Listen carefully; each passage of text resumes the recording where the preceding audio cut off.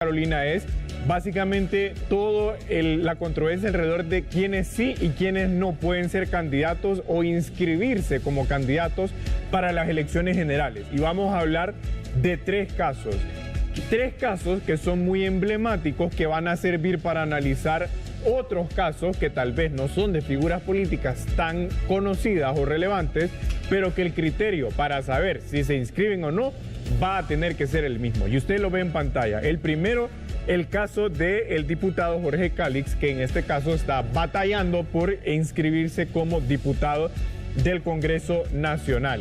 Aquí hay varias cosas importantes. La Constitución y la ley electoral establecen cuáles son los requisitos para poder ser diputado del Congreso Nacional. Usted los ve en persona, usted los ve en pantalla.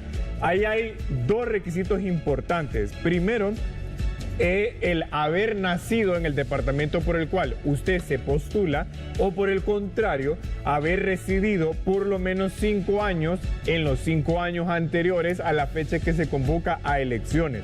Ahora, ¿qué es lo que ustedes han visto, Carolina y Cecia, de lo que ha argumentado Jorge Calix? Es decir, él dice y él sostiene su inscripción porque él se hace, bueno, considerar como vecino de Olancho, es decir...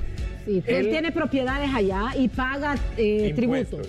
Ok, ¿cuál es la clave de lo que él menciona? Bueno, primero, él no nació en Olancho, con lo cual la inscripción por nacimiento no le aplica. Él por eso es que está tratando de recaer en la inscripción por residencia. Ahora, el desafío que él va a tener que superar es que en efecto el CNE coincida con él en el concepto de residencia. El Código Civil dice que el domicilio de una persona es el lugar donde tiene su residencia habitual. Entonces él va a tener que ser muy hábil en argumentar que su residencia o su domicilio no está en Tegucigalpa, algo que yo creo va a ser bien complicado. Ahora, a él se suma, me parece a mí, otro aspecto complejo, y es que la ley electoral también dice que una persona que participó en el mismo periodo electoral no puede inscribirse para las elecciones generales. Y yo creo que esta es la principal traba que le han puesto en el CNE. Es correcto. Yo creo que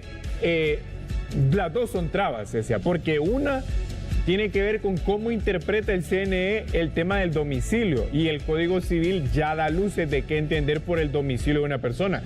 Pero encima de eso tiene este otro obstáculo. Cuando, por ejemplo, él habla del caso del señor Hipólito, que es la persona que se inscribió en Santa Bárbara. El tema con Hipólito es que Hipólito perdió las elecciones primarias, con lo cual eso lo inhabilita, pero Hipólito no tendría el impedimento de la residencia, porque él en efecto ya fue candidato por Santa Bárbara, con lo cual o nació o vive allá. Pero Jorge Calix se enfrenta a dos: el tema del domicilio y el tema de la participación en las elecciones primarias. Pero es que se habla de los requisitos, que puede ser que haya nacido en el departamento, que haya vivido los últimos 5 o 10 años. Sí, 5 años. Y también que esté pagando. El tercer requisito es que esté pagando. Entonces él cumple ese. Lo que pasa es que el tema del pago de impuestos es como una interpretación para amarrar el tema del domicilio. Es como que yo le digo a usted, si yo tengo una casa, un ejemplo, en Lloro, entonces yo voy voy a argumentar el pago de los impuestos de la casa que tengo allá para aducir que ese es mi domicilio. Pero ya tenemos, es que el problema es que ya tenemos antecedentes hacia el país. ¿Recuerda usted que con Crixa pasó algo igual? Con Crixa Pérez, que ella era de Atlántida, después tuvo que acreditar que estaba acá. Por Francisco Morazán, o no por... Sí, ella fue por Atlántida. No, fue por Atlántida primero, por el PAC, Cortés. Y después, no estoy seguro si fue por Cortés. ¿Fue Francisco Morazán? Sí, creo que después se vino para acá. Francisco Morazán fue. Sí. Fue cuando entonces participó por Francisco Morazán, que ella tuvo que buscar, se amparó en ello, que paga impuestos. Sí, pero hay que ver si Crixa Pérez vivió aquí dentro de los 5 años antes de ser inscrita diputada del Congreso o candidata a diputada. Pero yo pienso que esos son los dos principales obstáculos que va a enfrentar el diputado Jorge Calix. Ahora, Isis Cuellar, este es otro caso sonado. Mucha gente dice, bueno, ¿por qué Isis Cuellar es inscrita si ella tiene señalamientos? Bueno, ahí usted ve en pantalla el esquema por el cual emergió el caso de corrupción o presunto caso de corrupción de la gestión de fondos por Cedesol. Todo el esquema de cómo, según el presupuesto general de la República, se gestionaron estos proyectos. Solo para concluir, si fue Crixa, fue para Tegucigalpa, diciendo que tenía 5 años viviendo acá. De vivir acá. Ajá, y fue en el periodo 2022-2026, o sea, este último. Recientemente. Entonces, en el caso de Isis Cuellar.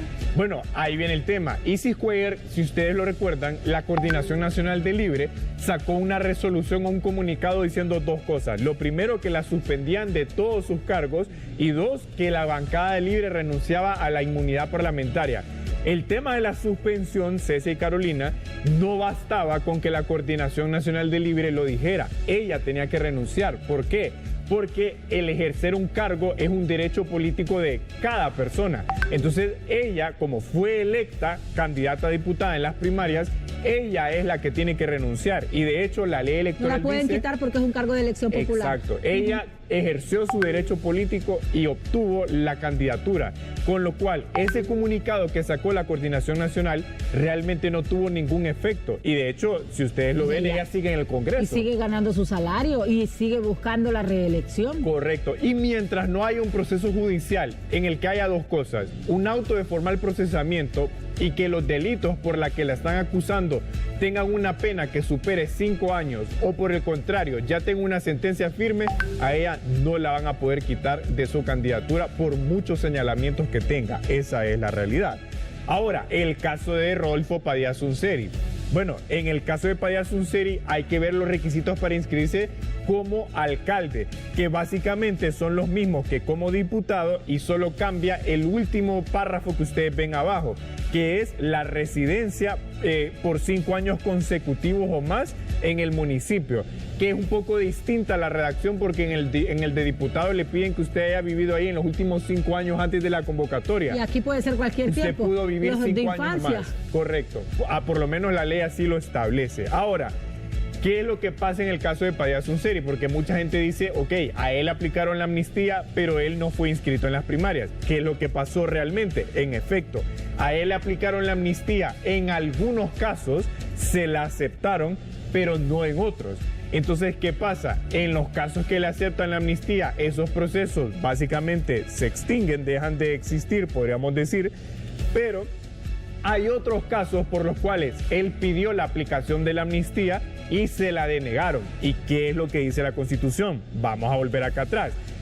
Usted mira esta parte de acá que dice estar en el ejercicio de sus derechos. Cuando usted tiene una sentencia firme en su contra por un delito, sus derechos políticos están suspendidos, con lo cual él no tendría que ser inscrito, porque mientras no haya una sentencia de la Corte Suprema de Justicia o, por ejemplo, la aplicación de la amnistía, entonces sus derechos siguen suspendidos. Si ustedes se fijan... ¿En cuáles delitos no se le aceptaron? Hay un caso por prevaricato administrativo, que él tiene una sentencia firme que tiene una pena de inhabilitación para ejercer cargos públicos. Y mientras esa sentencia siga firme y no se le aplique la amnistía o la sentencia no sea revisada por la Corte, pues él sigue inhabilitado. Pero si ustedes se fijan, son 3 casos distintos que aplican para la inscripción de un candidato. Entonces, ¿cuál es el gran mensaje? Bueno, que hay que ver el caso a caso. O sea, ninguno tendría que ser inscrito si se respetara la ley. Isis Cuellar sí tendría que ser, porque como no tiene un proceso en su contra, formalmente, o sea, tiene acusaciones públicas, pero no tiene un proceso. No tiene una sentencia firme. Exacto. En su contra. Pero Padilla Sunseri, porque aunque estuviese en proceso... solamente si tuviera un auto de formal procesamiento, sí, ahí sí se le podría suspender de la candidatura. Y la ley electoral lo dice. No. E investigación no, correcto. Ahora, ¿qué salida tienen ellos? Bueno, la única salida que tienen es, si el CNE les deniega la inscripción, acudir al Tribunal de Justicia Electoral, y más allá pueden acudir a la Sala de lo Constitucional. Ahí ellos podrían darle vuelta al hecho de no ser inscritos. Pero es una batalla legal compleja, porque aquí sí estamos hablando del deber ser de la ley, pero obviamente hay negociaciones políticas detrás. Sí, exacto, por eso va a ser compleja dependiendo de quién se traje y de los acuerdos que logren los líderes de las instituciones políticas, porque ellos como pueden resolver ahorita, en este mismo instante, todo mediante acuerdos, obviamente, no pensando en el país o respetando la ley, lo pueden hacer hasta después de las elecciones incluso. Exacto, o sea, dejar morir los procesos, sí. Correcto. Pero ayer, por ejemplo, cuando le preguntaba a Jorge Calix que iba a hacer, él dijo que él iba a acudir al Tribunal todas de las Justicia instancias. Electoral. Sí. Y él asegura, fíjese que me recordó Juan Orlando. Voy a hacer lo que tenga que hacer. Voy a hacer lo que tenga que hacer. Sí, bueno, ayer así dijo él que iba a hacer todo, pero que él iba a ser candidato a diputado. Le voy a decir una cosa, políticamente, o sea, legalmente yo creo que él la tiene difícil, pero políticamente... él dice que tiene 2 recursos todavía que le permiten legales para poder presentarse y que lo inscriban. Sí, el tribunal y la corte. Él puede acudir al Tribunal de Justicia o a la Corte Suprema, pero le voy a decir una cosa, o sea, legalmente ya dijimos, políticamente yo sí creo que lo quieren dejar fuera. Es que mire... Yo creo que lo ven como una amenaza. Rafa, y desde el día 1 que supimos de la renuncia del señor Samuel García, lo mencionábamos. O sea, realmente la ley no lo permite, pero aquí los políticos hacen con la ley las interpretaciones que a todos les conviene. Esta decisión pasa exclusivamente por acuerdos políticos. No hay que perderse. Es acuerdos entre los líderes, estamos hablando del Partido Nacional, Partido Liberal y Libre. Ahora, le voy a decir, Cecia, yo traigo estos 3 casos para que sirvan de ejemplo. ¿Para qué? Como ayer dijo el CNE, que el 2 de octubre va a dar el listado completo de los inscritos. Bueno, que el 2 de octubre vamos a volver acá y vamos a hacer un análisis de si los criterios que se están aplicando a estas 3 personas que usted ve son de distintos partidos, le aplican a todos. Ahora, Rafa, ¿qué ocurre si, bueno, ya el 2... van a presentar las papeletas definitivas, luego, digamos, hipotéticamente, el Tribunal de Justicia le da vuelta, entonces tienen que agregar sí o sí. Pero allá, sí, o sea, los tienen que inscribir, pero recuerde que también hay un plazo para la impresión de papeletas. Sí. Entonces, esta persona sí... Votar por Samuel, va a votar por Jorge. Formalmente sí va a poder ser inscrita, pero puede llegar a un punto en el que ya no figure en la papeleta. Eso es lo que puede pasar. O que utilicen a otra persona. Sí. En el dado caso, digamos que ahorita, mientras sí, como la persona que está ahorita inscrita. Exacto. Entonces iban a empezar con las campañas de votar por... votar por X. Exacto. Entonces puede ser un escenario. Pero yo lo que le podría decir al CNE es que lo mejor que pueden hacer para disipar cualquier duda no solo es publicar el listado, sino explicar los criterios que están utilizando para inscribir a personas en los distintos niveles en todos los partidos. Es la única manera de disipar dudas. Y ya vio usted que no es fácil analizar cada caso y no hay que dejarse llevar por las emociones de la simpatía de uno u otro partido, sino que analizarlo fríamente. Así que bueno, Ceci y Carolina, vamos a dar seguimiento a cómo termina la inscripción de candidatos. ¿Tú crees que lo logra Cali? No creo, por lo menos en el CNE no creo que lo vaya a lograr. Veremos si la batalla la puede revertir en el Tribunal de Justicia o en la sala, pero creo que sí la va a tener difícil. Yo creo que le sabe mucha información al líder. Él era uno de las personas de confianza de Manuel. ¿Cree que va a utilizar esos recursos para lograr su inscripción?